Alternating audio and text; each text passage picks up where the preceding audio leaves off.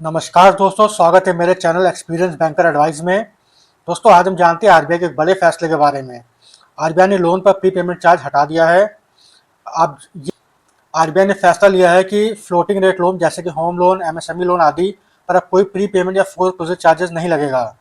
यह नियम 1 जनवरी 2026 से लागू होगा। आइए दोस्तों जानते हैं पहले की स्थिति।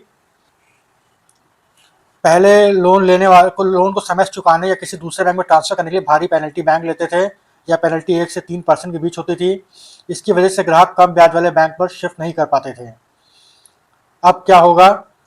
अब ग्राहक बिना किसी चार्ज के लोन का आंशिक या पूरा भुगतान कर सकेंगे, चाहे पैसा अपनी बचत का हो या किसी दूसरे बैंक से ट्रांसफर किया गया हो, कोई फर्क नहीं पड़ेगा। यानी अगर दूसरे बैंक से भी लोन लेके वो एग्जिस्टिंग लोन को प्रीपे करते हैं तो कोई फर्क नहीं पड़ेगा।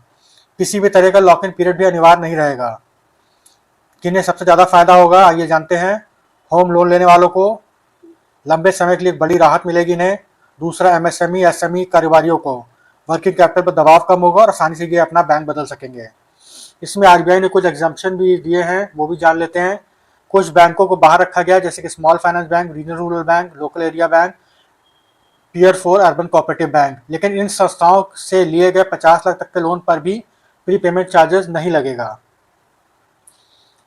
फिक्स्ड और हाइब्रिड लोन के बारे में भी जान लेते हैं। फिक्स रेट लोन पर प्री पेमेंट चार्ज उसी रकम पर लगेगा जो कि प्री पे की जाएगी, पूरे लोन पर नहीं। हाइब्रिड लोन यानी फिक्स और फ्लोटिंग रेट लोन का मिक्सचर, इन पर अभी स्पष्टता बाकी है। आरबीआई इस पर आगे क्लैरिटी देगा।